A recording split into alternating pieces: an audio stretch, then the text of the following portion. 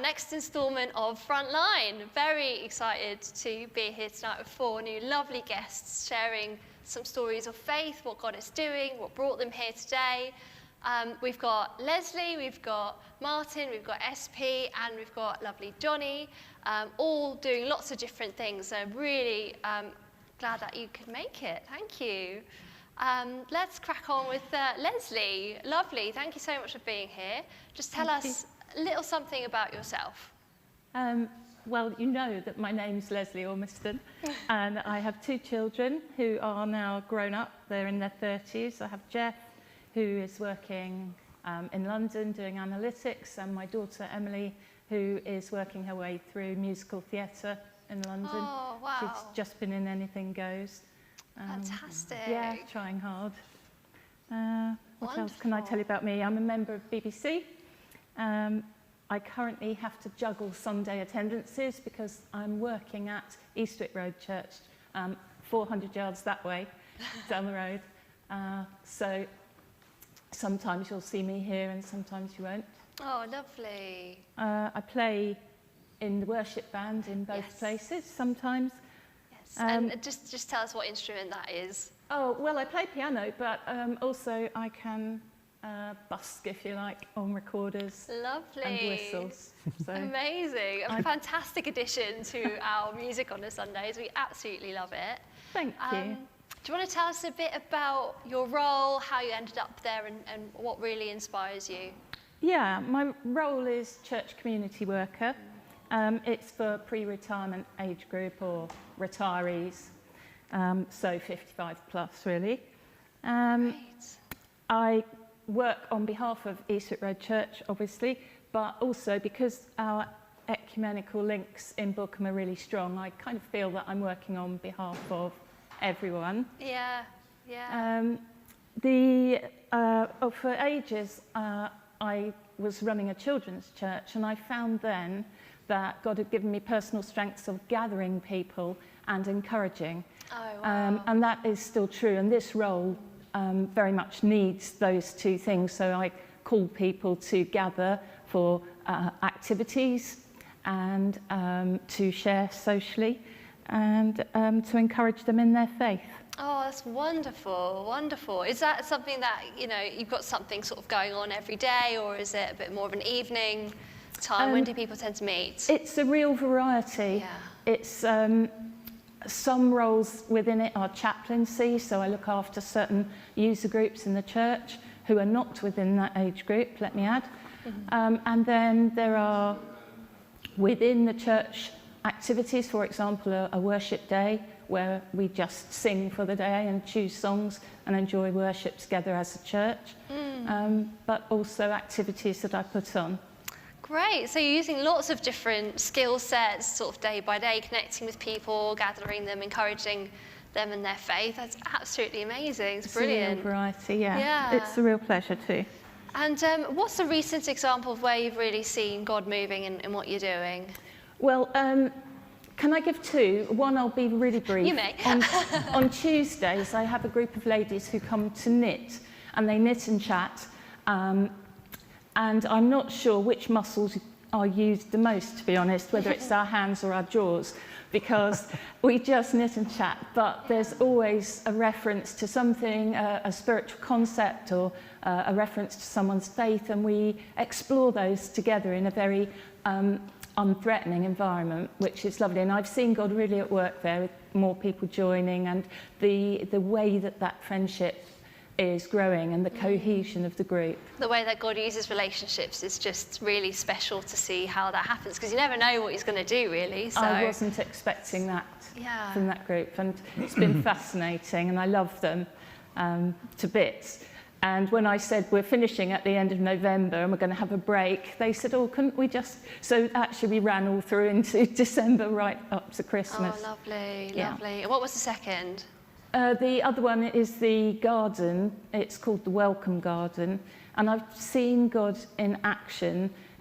God wants this thing himself. It's not it's not my choice. I'm not a good or keen gardener. I have no particular skills, so I'm not really qualified to lead the team, and I'm looking therefore in my weakness for other people to come alongside and be team and help.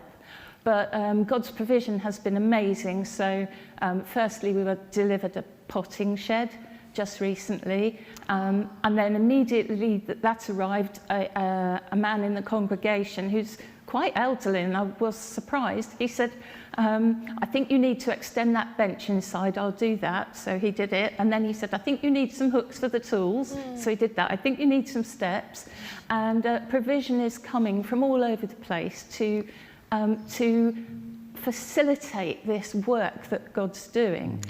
And although I feel I haven't yet gathered the people, and I'm kind of embarrassed that I've been on this project for quite a few months, 6 months maybe, and I haven't actually yet drawn the people.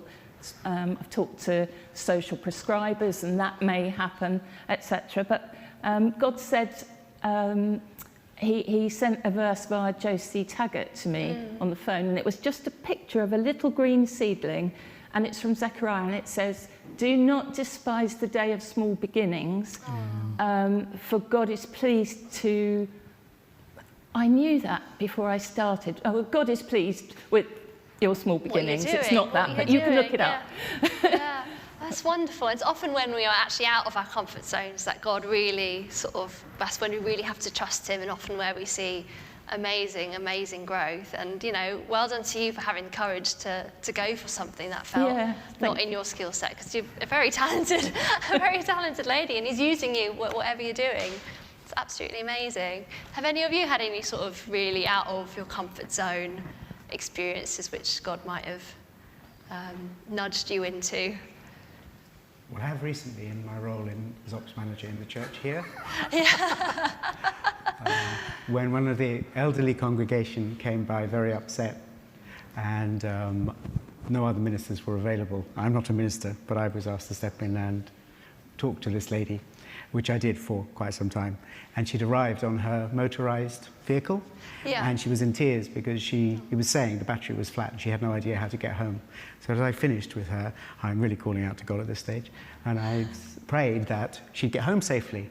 We went out to the vehicle in the car park, and she turned the key. It was full battery again. Oh my God. And she looked at me like something amazing had happened, and it was. And then she left on like this, looking back at me like a kid and waving at me, and I was terrified she was going to crash into somebody, but she made it home safely. But I was really outside my comfort zone, not knowing how to help this 85-year-old lady. Relying on God's technical knowledge there. Yeah, in every possible way. That's fantastic. Absolutely lovely story. Martin, do you want to tell us a little bit about you? Thank you so much for being here. Well, thank you for inviting me. Well, I guess many people will know me and my family. I'm married to Deborah, almost 40 years this year. Gosh. And proud father to 4 adult children, ranging from the age of almost 37 down to 20.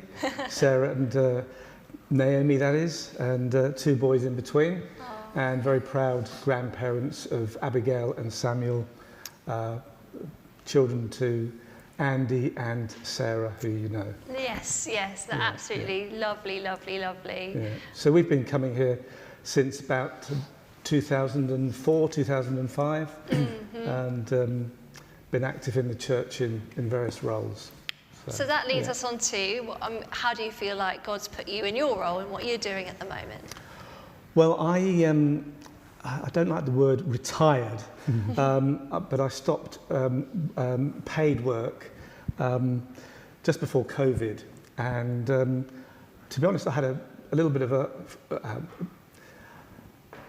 it was a positive time and a negative time, a little frustrating time, because I always wanted to use my skills and my time to be fruitful, productive, and when I became a Christian, I wanted people to get to know Jesus. That was my number one priority, and so I flirted with good number one to have. I flirted with a couple of roles during COVID, and found well, one or two closed doors. Another organisation, which is quite well known, I found it difficult to express my faith within that context. And finally was offered a role with a small charity called Rural Mission Solutions.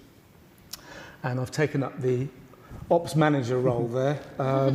So I'm very familiar with what SP does, having been a school business manager in a previous life, and found that they've had a difficult time during COVID, so I've been able to take advantage of some of the skills that I learned as a school business manager. Gosh, yeah, and then transfer them over to a new charity. What does the charity do? Well, Rural Mission Solutions is kind of, does what it says on the tin type of thing. So they've got a heart for rural churches, small churches, village churches.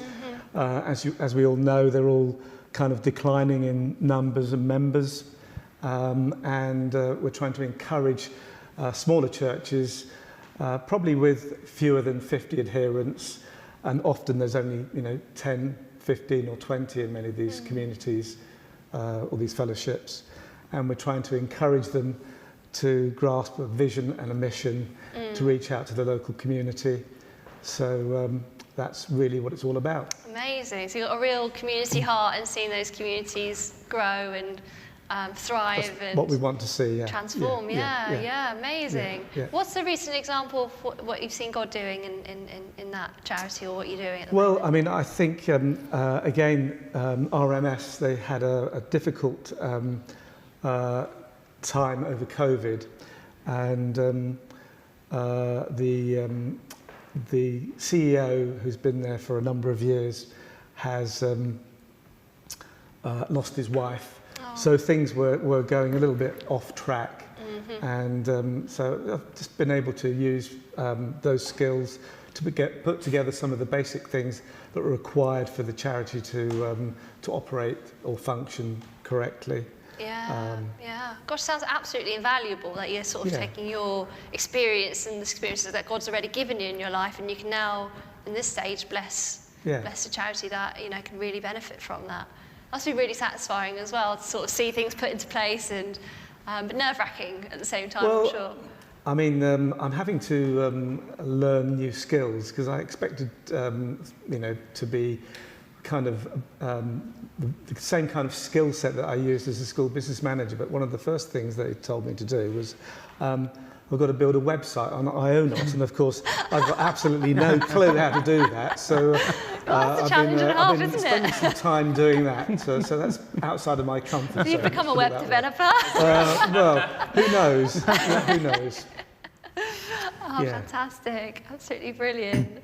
SB, I mean, you were talking a little bit about, a bit of technical knowledge coming in, but you've started your role relatively recently. Do you want to talk us a little bit about how you found yourself up in Bookham and where you're from? Well, I've been out of the UK for more than 20 years, living and working in Hungary, Austria, Romania, Serbia and Kenya. Wow. And so it's quite interesting to come back to post-Brexit Britain in the middle of a pandemic. Yes, it's a unique cultural moment to step back into. Very much so. Gosh, so how did you find yourself particularly in Bookham? We were always, when we came back to visit, we were staying with a friend who attended the church, and we always came here. And our kids, who are 14 and 12, the 2-year-old didn't have much to say about it, but the 2 boys, they said they really wanted to join Bookham Baptist Church, so we did. Oh, that's amazing. Actually, that's really similar to our last Frontline episode, where someone basically said that they chose Bookham Baptist because the kids, said, we don't want to go anywhere else. And that's how I ended up here as well. So, absolutely fantastic. In terms of your role, and obviously it's a church-based role, so God is... Well, actually, I was going to talk about a different role. Oh, please do. Yeah. So that's my day job. Yes. But because of the history I have in all these different countries, I'm actually doing something else which is very important for me. I have 2 partners, and the company is called Relationology International. Relation Knowledge International. And my partners are Matt Bird and Richard Beaumont. Matt's in the UK, but Richard is in Melbourne, Australia. And Matt's created a methodology of how to bring the principles of biblical relationships into the workplace, especially for companies and NGOs. Oh my gosh, wow. And he asked me to join, and Richard, a year ago, and we're growing the company globally. And we channel all of the activities we do through masterminds, where we have small groups of people who meet 8 times over 100 days, and we help them to achieve a goal. I have particular interest in, my groups are from Eastern Europe and from Africa. So the last group I did had Hungarians, Romanians, and a Kenyan. Wow. And it's all about bringing those really healthy, positive ways of looking about relationships into the workplace and doing things really well. Oh my gosh, that's absolutely amazing. And sort of taking all that, all the good stuff that God is teaching us and growing in us, and actually applying it to a different context, not just for church, not just for small groups. Exactly. It's for everything. And is the idea that you train up people that then further, spread that message within that organisation? So a bit like a seed planting exercise. Yeah, because I say to, I'm a marketing guy, and I say to Matt, the market is almost unlimited because it's all done virtually. All you need is someone who's pretty well connected and speaks English, and we can access anybody in the world. Yeah. So it's probably 100 million people we could get to with the method. Takes a bit of time to get to that, but we are ambitious. We're probably not 100 million, but maybe a few thousands we'd love to be able to be running masterminds for. And what's a recent example of where you've seen God moving in that work? So one of the participants in one of my recent masterminds is the executive director of a top 5 NGO in Romania. And he's long wanted to become a life coach alongside his main role. And his goal was to try and establish and start a life coaching course and to get on with it. And that's what he achieved in 50 days, not 100 days. Gosh. So I gave him the challenge of the next 50 days because he really needed to do a bit more. And so by the time he'd finished, he'd already started his life coaching practice. Wow. And subsequently, he joined another program we have called Accelerator, where if you've been on a mastermind of ours, you can join another program which is monthly, where the cohort supports one another to develop and grow. And Mugarel teased me the other day by saying, because he's noticed that a significant proportion of the 100 people who he can meet online through Relationology are clearly Christians. Yeah. He teased me that said, wow, you're coming at me from all sides now, SP. So that's quite interesting. But back at home in Romania, it's opened him to be very interested in how to help Christian NGOs in Romania to be more professional, because this is his great gift. He's an incredibly professional NGO leader, and he's had a really good experience with different Christian NGOs in Romania just in the last 6 months. Yeah. Oh, absolutely fantastic. So lives being changed in lots of different ways depending on where they are and who they work with potentially. Exactly. Amazing. Speaking of changing lives and lots of different people being affected, we've got Johnny here. Thank you so much for joining us, Johnny. It's a privilege to be here. Thank you. Just tell us just a little bit about yourself and what you do. I'm a primary school teacher. I teach a year 5 class, and really enjoy it. It's great to sort of teach and hopefully inspire the next generation, and it's a great opportunity also to hopefully be a role model to them, and to try and we in lessons we do RE, and also in PSHE we've been looking at faith and spirituality recently. Oh, brilliant. So we've been sort of looking at the different creation stories, and not only Christian but also but comparing them and just giving them the idea of where has this natural world that is so amazing, complex and incredible. How has it come to be? Could it really have happened just by chance? And getting them to think about that and appreciate it is something that has been a great opportunity to try and get them to think deeper about life. And it must be such a delight as well to see them engaging with big questions at sort of like the age that they are. Definitely. What age is it? So I teach 9, 10-year-olds. So they at that age. It's a really fun age, isn't it? Yeah, it is. They're so creative. They have lots of questions that they want to Yeah. ask, and yeah, and yeah, it's great for them to try and think about that now. What's a little bit about your sort of journey into that in terms of your faith and what motivated you to start teaching? Well, I've always enjoyed meeting people, and my parents were teachers, and so I had the opportunity to be in that, and It's a little bit genetic then. I don't know if that's why, but just sort of seeing. I've just enjoyed like helping other people to learn, and working alongside people. So whatever it is, it's not just teaching, but on other front lines, I'd say maybe running, or doing mission trips. I've done a few mission trips as well. So it's the extracurricular stuff in school that you can as well, you know. Yeah, do that. Yeah, get involved for sure. in. Yeah. That's brilliant. And I like what's the holistic aspect of it. Holistic aspect, yeah. So it's not just the kid and their education and you know, all sports and the sectors, bring it all together so that they can be happy. Well, yeah, and it's good building relationships with people and children, and I enjoy doing that. So important. Do you have a story of something that's happened fairly recently where you've really seen God move in a situation? I've had an example would be when, for instance, when was it?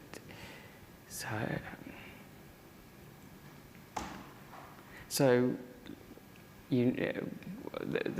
there's different stories. This hasn't been particularly recent, but I remember when I was in Spain, and I was going for a race, and there was someone, I didn't know where to go, I was a bit lost, and there was a person on the bus that they didn't speak any English, they just spoke Spanish, and I tried to explain where I was going, but I had to trust them because I didn't understand what they were saying, and they just led me on this bus and told me. They actually got off at a stop which I would never have got off at. And so I followed them, and then they walked me, and gradually I didn't know where we were going. I thought it was a bit scary. And, and then blind trust. they pointed out a building, and that was where it was, where I needed to go. So that was amazing. God really looked after you in that situation. Yeah, and there's been other times as well when it seemed like a hopeless situation or something that had gone wrong, but in the end it worked out well. Yeah. Actually, that's something that you've all really got in common, really, is that, you know, putting trust in God, looking for Him to do the transformation, and Him really using you in your situations to do that, and that's, you know, something that's wonderful and exciting as well, and a bit nerve-wracking. Do you sort of feel a bit challenged at school, and some days you think, I don't know what I'm doing, and sort of lean into God for that? And definitely, and things change quickly, and just. But it's always, you feel, if you pray and have time, you do feel peace. Yeah. Which is so, we're fortunate and that we can feel that, and hopefully other people would see that and, perhaps want to ask more. 100%, yeah, no, absolutely amazing. What a wonderful story. Thank you so much. Thank you to all of you for joining us for this Frontline episode. It's been really lovely to hear the stories, your vision for the impact that you're having and how God is using you, and just, really pray blessing over everything that you're doing. Thank you so much. Thank you, Gail. Thank you, Gail. Thank you so much to our audience at home as well. Thank you for joining us this evening, and looking forward to our next episode.